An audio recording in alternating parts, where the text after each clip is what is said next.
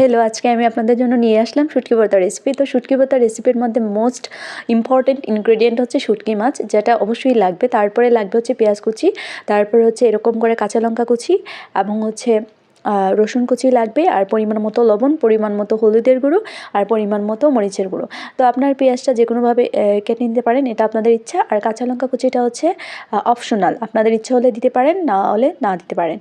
তারপর চুলায় বসিয়ে দিবেন হচ্ছে কড়াই। তো কড়াই বসিয়ে দেওয়ার পর হচ্ছে আপনারা কড়াইটাকে কিছুক্ষণ যাবত গরম করে নেবেন, কারণ কড়াইটা গরম করে নিলে হচ্ছে সবথেকে ভালো হয়। তারপরে হচ্ছে তেলটা দিবেন। তো তেলটা দেওয়ার পর তেলটা কিছুক্ষণ ভালো করে গরম করে নেবেন, সাথে সাথে হচ্ছে কিছু দেওয়া যাবে না। তো যখন দেখবেন তেলটা গরমই হচ্ছে না, তখন এরকম কড়াইটাকে নাড়িয়ে টাড়িয়ে দিবেন, তাহলে হচ্ছে তেলটা সব জায়গায় লেগে যাবে। তারপর যখন দেখবেন তেলটা গরম হয়ে গেছে, তখন এক এক করে সবগুলো ইনগ্রিডিয়েন্ট হচ্ছে কড়াইয়ে ঢেলে দিবেন। এদিকে আমার কড়াইয়ের তেলটা গরম হয়ে গেছে, তো এখন আমি এটাকে দিয়ে দিলাম হচ্ছে রসুন কুচি। তো রসুনগুলো ততক্ষণ অবধি ভাজবো যতক্ষণ না রসুনগুলো হচ্ছে ব্রাউন একটা কালার আসছে। তো যখন ব্রাউন কালার এসে যাবে, তখন হচ্ছে রসুন ভাজাটা বন্ধ করে দিব।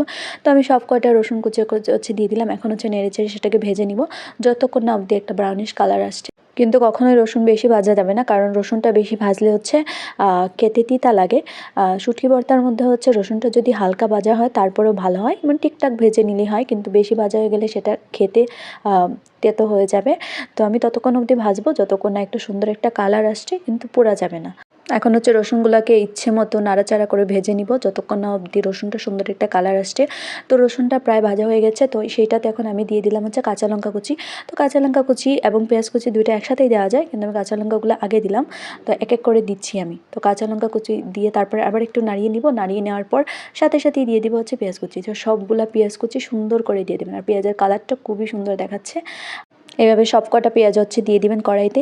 তারপর কড়াইতে দিয়ে দেওয়ার পর তারপরে ইচ্ছে মতো এটাকে নাড়তে থাকবেন যতক্ষণ না হচ্ছে পেঁয়াজটা ভালোভাবে ভাজা হয়। তো এর মধ্যে হচ্ছে আপনারা একটু নুন অ্যাড করে নিতে পারেন, কারণ নুন অ্যাড করলে হচ্ছে তাড়াতাড়ি পেঁয়াজটা ভাজা হয়ে যায়। আমিও মাঝে মাঝে এটাতে হচ্ছে নুন অ্যাড করি। তো এটা হচ্ছে আমার মুডের উপর ডিপেন্ড করে, যখন ভালো লাগে তখন নুন অ্যাড করি, কখনো কখনো অ্যাড করি না। তো আজকে যেহেতু আমার কাছে অনেক সময় আছে, ও এত তাড়াহুড়া করছি না, সেই জন্য হচ্ছে আস্তে আস্তে করে ভেজে নিচ্ছি। যখন দেবেন ভাজাটা হয়ে গেছে, তখন হচ্ছে তেলগুলো এরকম উপরে উঠতে থাকবে। আর এটা হচ্ছে লাগছে যে পানি, এটা আসলে তেল। আর যখন এরকম তেলটা উপরে ভেসে ভেসে উঠবে, হালকা ভাজা হয়ে যাবে, মানে পেঁয়াজটা হচ্ছে পুরোপুরি ভাজা যাবে না, এরকম হালকা ভাজা হয়ে যাওয়ার পর হচ্ছে এরকম আপনার মাঝখানেরটা একটু জায়গা করে নেবেন, তো যেন তেলটা একদম মাঝখানে চলে আসে। আর পেঁয়াজগুলো তো বললাম আগেই বেশি করে ভাজা যাবে না। তারপরে মাঝখানে একদম ভালো করে ধুয়ে রাখা যে শুটকি মাছগুলো আছে, সেগুলোকে হচ্ছে এখানে ছেড়ে দিবেন। তো তেলের মধ্যে শুটকি মাছটা দেওয়ার পর এখন ইচ্ছে মতো শুটকি মাছটাকে হচ্ছে ভেজে নেবেন। তো এরকম হচ্ছে উল্টিয়ে পাল্টিয়ে সুন্দর করে ভেজে নেবেন। আর শুটকি মাছ ভাজার উপর হচ্ছে শুটকি ভর্তার টেস্ট অনেকটা ডিপেন্ড করে। আর শুটকিটা একদম বেশি ভেজে নিলে এটা খারাপ লাগে। তো শুটকিটা যেন একদম একটু নরম নরম হয় এরকম রাখবেন। আর আপনারা চাইলে হচ্ছে শুটকি মাছের ভিতরে যে কাঁটাগুলো আছে সেগুলোকে হচ্ছে ফেলে দিতে পারেন।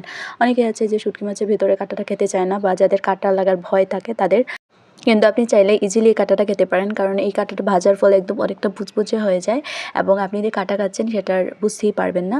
এটা হচ্ছে মানুষের উপর ডিপেন্ড করে যে আপনি কাকে খাওয়াচ্ছেন। যদি বাচ্চাদের হয়, তো বাচ্চাদের ক্ষেত্রে তো এটা খেতেই পারবে না। আর হচ্ছে আমি অন্যান্য সময় হচ্ছে কাঁটাটা ফেলে দিই, কিন্তু আজকে যেহেতু আমি নিজেই খাবো, তো আমার তো এটাতে কোনো প্রবলেম নেই, সেজন্য আমি আজকে কাঁটাটা ফেলছি না। তো এখন যখন এটা ভাজা হয়ে যাবে, তখন এটাতে একটু পানি অ্যাড করে নেবেন, কারণ পানিটা অ্যাড না করলে, যদি মরিচটা হলুদটা আগে অ্যাড করা হয় তাহলে অনেকটা ঝাঁজ বেরিয়ে যায়। সেজন্য পানিটা অ্যাড করার পর তারপর হচ্ছে এই যে পরিমাণ মতো হলুদ, নুন আর হচ্ছে মরিচের গুঁড়োটা অ্যাড করে দিলাম। তারপর এখনই সেটাকে নেড়ে চেড়ে খানিকক্ষণ রেখে দিলে বা শুকিয়ে নিলেই হচ্ছে আমাদের শুটকি ভর্তা রেডি হয়ে যাবে। তো আমি এখানে সবগুলো মশলা এখানে দিয়ে দিলাম। দিয়ে দেওয়ার পর হচ্ছে এখনই সেটাকে নেড়ে নিচ্ছি। তো আর বেশি হচ্ছে এটাকে পানি দেওয়া যাবে না, তো বেশি পানি দিলে হচ্ছে টেস্টটা একটু অন্যরকম হয়ে যায়।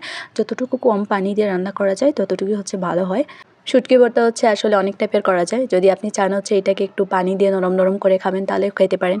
আর যদি শুকনো করে খেতে চান তাহলে খেতে পারেন। আবার হচ্ছে এই পানি দেওয়ার পরও হচ্ছে আপনি শুটকি মাছের যে কাঁটাগুলো আছে সেগুলোও ফেলতে পারেন, কারণ তখন হচ্ছে শুটকি মাছের কাঁটাগুলো একদম স্পষ্ট করে দেখা যায়, এবং আপনি ইজিলি সেগুলোকে তুলে ফেলে দিতে পারেন।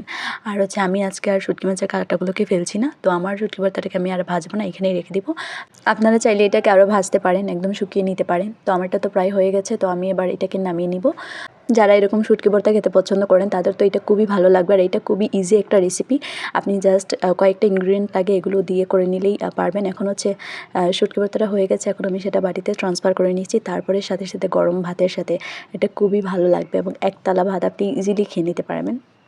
কিন্তু দুঃখের বিষয় হচ্ছে আমি সেই বাড়ির যে গরম নরম নরম ভাতের সাথে খেতে পারবো না, আমাকে সেটা সেই হোস্টেলের এত বড় বড় চালের ভাতের সাথে খেতে হবে। সবাইকে টাটা, গুড বাই। ভালো লাগলে ভিডিওটাতে একটা লাইক করে দেবেন।